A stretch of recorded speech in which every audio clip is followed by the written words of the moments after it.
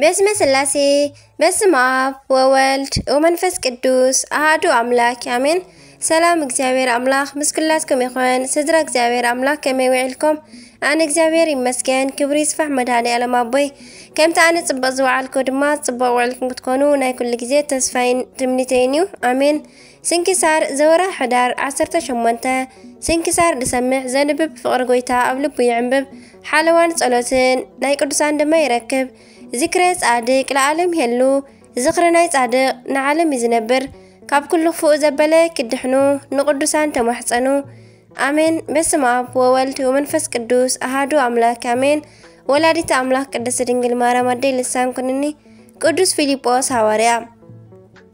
ፊልጶስ ማለት ፈታዊ አሕዋት አሃዜ ኩናት ስውር ቦታ ገናሒ አፍራስ ማለት እዩ። ነገዱ ካብ ዛብሎን ሃገር ስብከቱ አፍራቂያ ዕረፍቱ ድማ 18 ሕዳር ቁጽሩ ድማ ካብ 12 ሐዋርያት እዩ። አቦታትና ቅዱሳን ሐዋርያት ብድሕሪ ዕርገት ጎይታናን አምላኽናን መድኃኒናን ኢየሱስ ክርስቶስ ኣብ ደብረ ዘይት ተኣኪቦም ንሓድሕዶም ቃል እግዚአብሔር አልዒሎም እንዳመስገኑ ከለው ጎይታ ተገሊጹ ሰላም ንኣኻትኩም ይኹን እስተፈተኹም ደቂ መዝሙርተይ ኢሉ ሰላምታኡ መሳቀረበሎም ቅጽል አቢሉ ንምንታይ ደኣ ኣብዚ እትነብሩ ወንጌለይ ከተስተምሩ ናብ ዓለም ዘይትኸዱ ሕጂውን ንስብከተ ወንጌል ክትዕመኩም ንዓለም ናብ 12 መዲብኩም ዕንጨይቲ አውዲቕኩም ዕጫ ማለት ዕጫ አውዲቕኩም እሞ ናብ ዝበጽሓኩም ሃገር ስብከትኩም ከድኩም አስተምህሩ ኣነውን ከሳብ መወዳእታ መሳኹም ኣለኹ አሜን እብለኩም እስብኩም አቢ በሰማያት ወረሲዩ ህማምኩም ኢልዎም ንሰማያት ዓረገ ብድሕሪዚ ዕንጨይቲ ውድቕ ከይገበሩ ኣብ ጌተ ሰማኒ ተኣኪቦም ከለው ጴጥሮስ ተንሲኡ ጎይታና ዝበለና ክንዝንግዕ ስለዘይገበአና ዕንጨይቲ ውድቕ ንግበር ምስ በሎም ዕንጨይቲ ኣዋዲቖም ንቅዱስ ሐዋርያ ፊልጶስ አፍራቂያ በጽሓቶ በቅዱስ ጴጥሮስ ተሰንዩ ድማ ሓቢሮም ናብ ሃገረ ስብከቱ ብግስ ምስበሉ መንፈስ ርኹስ ዝሓደረ ሰብ ኣብ ቅድሚኦም ተገቲሩ ናብ ሃገር እዚኣ ክተኣቱ ስቂለ ኣይርዮኩምን እየ ኢሉ ዓገቶም ቅዱስ ጴጥሮስ ንግን ነቲ ሓዲርዎ ዝነበረ ጋኔን ገስቲጹ ካብኡ ኣውፅኦ እሞ እቲ ሰብኣይ ብትምህርቶም ኣሚኑ ሰዓቦም ነቶም ዝኣምኑ ድማ እንተ ከምዚ ከማይ ድሕነት ነፍስኹም ትደልዩ እንተደኣ ኮይንኩም ንዑናይ ምሳይ ኢሉ ሒዝዎም ናብ ሐዋርያት ዘለዎ ኣብጽሖም ሐዋርያ ቅዱስ ፊልጶስ ድማ ነቶም ሓደስቲ ኣመንቲ ኣማልኽትኩም ብዙሓት ከም ዝጸንሑ ፍሉጥ እዩ እንተኾነ ብፍላይናትኩም ኣምላኽከ ስሙ መን ይበሃል በሎም ንሳቶም ድማ ብምስሊ ንስሪ ዝተሰርሐ በወርቂ ዝተለበጠ ኢና እንምልኽ ኢሎም መልሲ ሃብዎ ሐዋርያ ቅዱስ ፊልጶስ ድማ ሓቂ ተዛሪብኩም እምበኣርከስ ክንላለስ ከይድኩም ኣምጽእዎ ጽቡቕ ሌላ ይግበረልና በሎም ንሳቶም ከዓ ብቕንዕና ከምጽእዎ ምስከዱ እቶም ብስሞም ዝነግዱ ዝነበሩ ካህናት ጣዖት ነዞም ረዳእትና ምባል ሓዲጎም ነዞም ረዳእትኩም ከተጥፍእዎም ኢልኩም ሲ ክትወስድዎም መጺእኩም ክንደይ ሰብ እባ ጥቕሙ ዘይፈልጥ ኣለ እዩ ኢሎም ኣበርቲዖም ተቃወምዎም መቸም ይውሕዱ ደኣ እምበር ለባማ ስለዘይሰኣኑ ካብቶም እኩባት ህዝቢ ካብ ናታትኩም ቃል ምቕባል ናይ ኣርድእተ ክርስቶስ ቃል ምቕባል ይሓይሽ ስለዚ ኣምላኽ እናበልና ብዙሕ ዓመታት ዝተታለልናሉ ሰብ ዝሰርሖ ዘይርኢ ዘይሰምዕ ዘይከይድ ኢሎም ካብቲ ከቢሩሉ ዝነበረ ቦታ ተሸኪሞም ከምጽእዎ ከለው ወየድኣ ከምቲ ዝበልዎ ኮይኑ ክሰምዖም ኣይከኣለን እምበር አንታ መታለሊ እንዳበልኡውን ይጸርፍዎም ነይሮም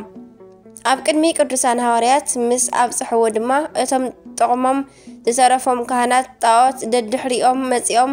ንሐዋርያት ንምንታይ ብስራይኩም ጌርኩም ንህዝብና ተታልልዎም ኣለኹም እንዳበሉ ከይቀድሙና ክንቀድሞም ዝዓይነቱ ኢሎም ጸርፍን ድፍረትን ዝገደፍሎም የብሎምን ቅዱስ ሐዋርያ ፊልጶስ ግን በቲ ካብ ጎይትኡ ዝተቐበሎ ስልጣን ኣብ ልዕሊ እቶም ካህናት ጣዖት ካብ ሰማይ ሓዊ ወሪዱ ክኸቦም ጸሎት ገበረ እሞ ብፍላይ ነቶም ካህናት ጣዖት ሓዊ ምስ ከበቦም ከምዚ እትገብር ኣይመሰለናን ኢሎም ምሕረት ክግበረሎም ናብ ሐዋርያ ፊልጶስ ኣእወዩ። ሐዋርያ ፊልጶስ ድማ ቅድሚ እዚ ውግእ እውን እንተመጻኹም ናይዞም ኣማልኽትና እትብልዎም ትጠርዑ ነርኩም ሕጂ ደኣ እንታይ ኮይንኩም ናብኦም ዘይትጠርዑ ዘይተእውዩ እሞ ንሳቶም ዘይረድኡኹም ኢሉ ወቐሶም። ኣብዚ መንጎ እዚ ድማ ቅዱስ ጴጥሮስ ብሕርቃን ተንሲኡ ነቲ ጣዖቶም ናብቲ ከቢብዎም ዝነበረ ሓዊ ደርበዮ። እቲ ናይ ወርቂ ምስሊ ድማ ንኣርድእተ ክርስቶስ መሓሩኒ ደኣ እምበር ኣይተጥፍኡኒ እዞም ሰብ እዛ ዓዲ እዚኣ እዮም ካብ መሬት ዝሰርሑኒ ኣነ ከዓ ኣይበልዕ ኣይሰቲ ሕጂ እውን እታ ናባኹም ሓዲራ ዘላ ሓይሊ እያ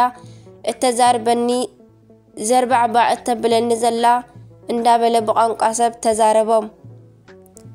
እቶም ብሓዊ ተኸቢቦም ዝነበሩ ካህናተ ጣዖት ድማ ካብዚ ከቢቡና ዘሎ ሓዊ ጥራይ ኣድሕኑና እምበር ብኣምላኽኩም ንኣምን ስለ ዝበልዎም እምበኣርከስ እምነት ይቐድም ምሕረት ይከተል ኢሉ ብኣብን ብወልድን መንፈስ ቅዱስን ከም ዝኣምኑ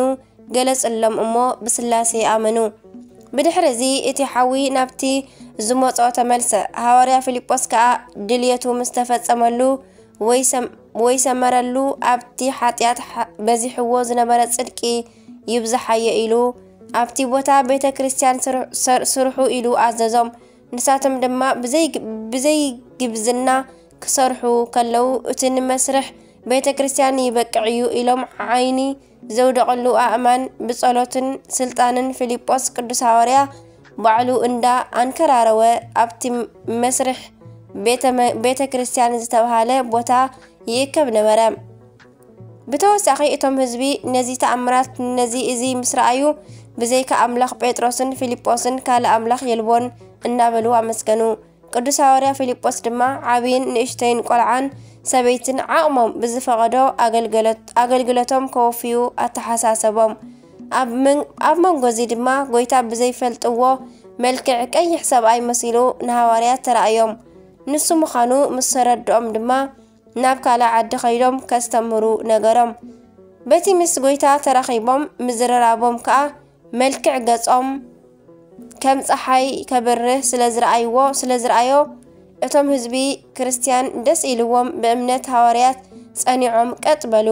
ብድሕሪ እዚ ክልቲኦም ጴጥሮስን ፊልጶስን ሐዋርያት ካብታ ሓዳስ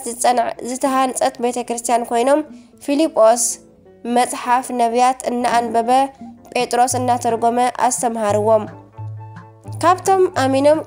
ቃለ እግዚአብሔር ዝሰምዑ ዝነበሩ ምእመናን ህዝቢ ከዓ ኤጲስቆጶሳትን ካህናትን ዲያቆናትን ሸሙሎም። በዚ ነገር እዚ ከዓ ሐዋርያት ኣመንቲ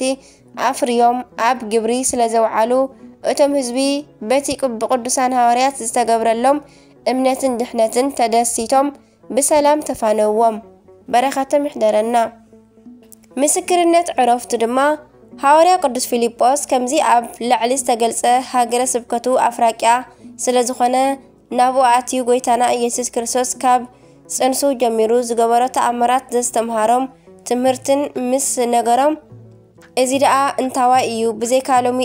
እኳ ክጽዋዕ ሰሚዕና ኣይንፈልጥን እናበሉ ብተቃውሞ ጠመትዎ። ሐዋርያ ቅዱስ ፊልጶስ ግን ወየድኣ ኣብ ዘየድሕነኩም ጸኒሕኩም እምበር እምነት ኢኹም ጸኒሕኩም እምበር ንሱስ እዚ ኣነ ብስሙ ዝምህረሉ ዘለኹ ኢየሱስ ዝበሃል እዩ። ንሱ ከዓ ነዚ ኩሉ ፍጥረታት ዝፈጠረ ክኸውን ከሎ ንዝኣምኑ ድማ ናይ ዘለዓለም ህይወት ዝዕድል እዩ ኢሉ ኣረድኦም። እቶም ህዝቢ ቃል ሐዋርያ ፊልጶስ ክቕበሉ ከም ዝደለዩ ዝፈለጠ ሰይጣን ኣብ ልቦም ስለዝሓደረ ግን ግልብጥ ኢሎም ኣብ ልዕሊ ሐዋርያ ቅዱስ ፊልጶስ ተላዒሎም ኣሲሮም ክቐትልዎ መደቡ። እዚ ተግባር እዚ ድማ ዝገብርዎ እምበር ዝወርዶም ስለዘይፈለጡ የረድእ። ብድሕሪ እዚ እቶም ክሕዝዎ ኢሎም ኣእዳዎም ዝዘርግሑ ዘበሉ ኣዒንቶም ተሰወረ። እቶም ኣብ ምትሓዝ ሐዋርያ ፊልጶስ ዘይተኻፈሉ ህዝቢ ግን መለበሚ ብምርካቦም ተቐላጢፎም ካብ ኣምልኾተ ጣዖት ናብ ኣምልኾተ እግዚአብሔር ተመልሱ። ነቶም ንፊልጶስ زأسروا دما أب كندي ناب أملخو እግዚአብሔር ዝመልሰናስ ክትኣስርዎን ክትሕዝዎን ኢሎም ካብ ኢዶም መንዚዖም ካብ ማእሰርቲ ፈቲሖም ወሰድዎ ሐዋርያ ፊልጶስ ድማ ምስቲ ካብ ማእሰርቲ መፍታሑ ኣተሓሒዙ ስብከተ ወንጌል እንዳኣካየደ እንከሎ በብዓይነቱ ሕማማት ዝሓደሮም ቀረብዎም ኣቅረቡልን እሞ ንኹሎም ፈወሶም እቶም ዝተፈወሱ ይትረፍ ዓይኖም ዝረአዩ እውን ኩሎም ቅድሚኡ ዘምልኽዎም ዝነበሩ ጣዖታት እንሓደጉ በክርስቶስ ኣመኑ እቶም ሓደ ክልተ ካብ እምነት ክርስቶስ ዝተረፉ ግን እዚ ሰብዚ ስቕኢልና እንተረኣናዮ ንዓና ከይተረፈ ናብ ኣምልኾቱ ኣእትዩ ከስሕተና እዩ ኢሎም ዘተዩ በዚ ኩሉ ምኽንያት ቀልጢፍና እንተዘይቀቲልናዮ ኣየንብረናን እዩ ኢሎም ርእሱ ንታሕቲ እግሩ ንላዕሊ ገይሮም ሰቐልዎ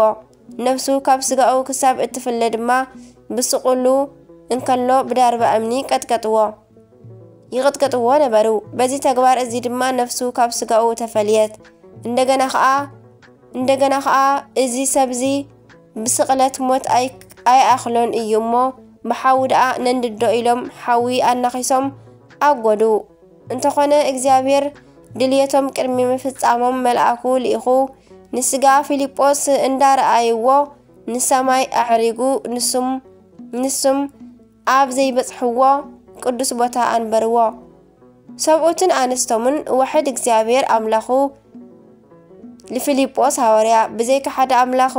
ሐዋርያ ፊልጶስ ካል ኣምላኽ የልቦን ኢሎም ሓደ ከይተረፈ ብምሎም ኣመኑ በዚ እምነት እዚ ድማ ምኽንያት ድማ እንደገና ስጋ ፊልጶስ ሐዋርያ ካብ ዘሎ ኣምጽዮም ክህቦም ስለ ዝገበሩ እግዚአብሔር እምነቶም ርእዩ በቲ ዝወሰዶ መልአኽ ገይሩ ኣምጽኡ አረከቦም በዚ ዝተገበረሎም ተሓጒሶም ድማ ስጋ ፊልጶስ ተረኪቡ ናብታ ዝዓርፈላ ዓዶም ወሲዶም ብምዑዝ ሽታን ክብርን ገኒዞም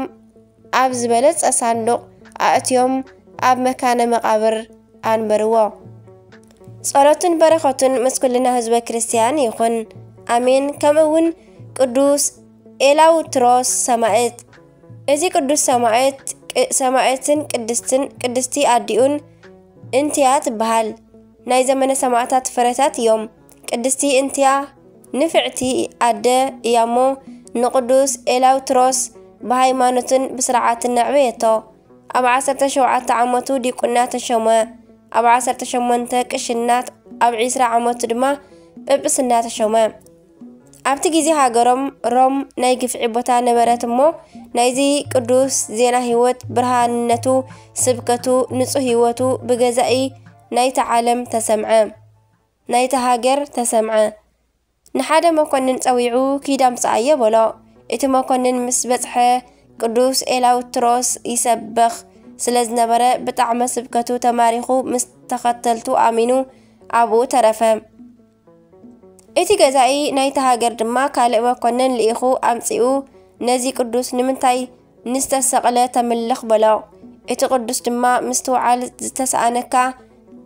እንተ ዝርድአካ እኮ ንስተሰቕለ ንዓይን ንዓኻን እዩ ፈጢሩ በሎ ሞት ተፈሪድዎ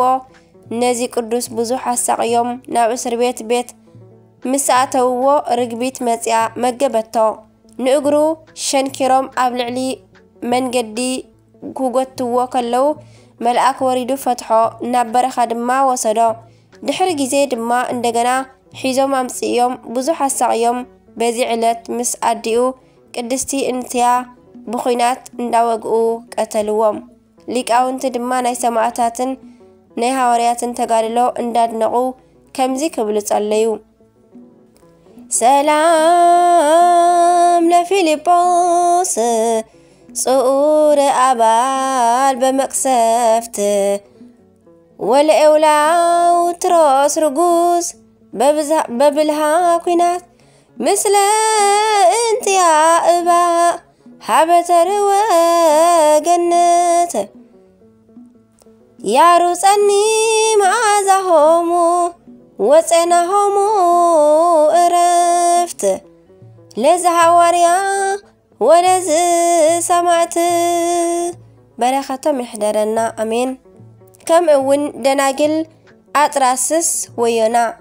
إذن بروخات أوالد مدرن روميو قدستي أطراسس قوال نغوس كتكون كلا قدستي يونا دما قوال عبيتيا كلتين قدسان آنستي أي فالتان نبرا يونا جنا أبناء سنتا كريستنا صنعت أطراسس جن أبوات أوت أملاخي بمخانو بيت سريحو بوركي أنقود قيتو نتاوتاتو كتملخ سب دما كم زي ترئي جبرا نسا جن اتتاوت كم زي ربح تمرا ميراس لزفلتت دربيتو زي فلتأكا حق أني أملاخ تقلت اللي كتبل دما سأليت أبتكي زي قدس ملأخ يونا تبهالقوال تمهاركي سلزبلا بسب أدلي أمسأت تامو قدستي يونا دما نخرستنا كاب تنتو جميرا مهارتا كلتين قدسان حابيران اندو على حابيران اند حادرا بصومن بصولتن أبسط أمدا جيزي دنجل مريم أمي بيتنا تقلتلن ناب ودع قريبا دما أبارختن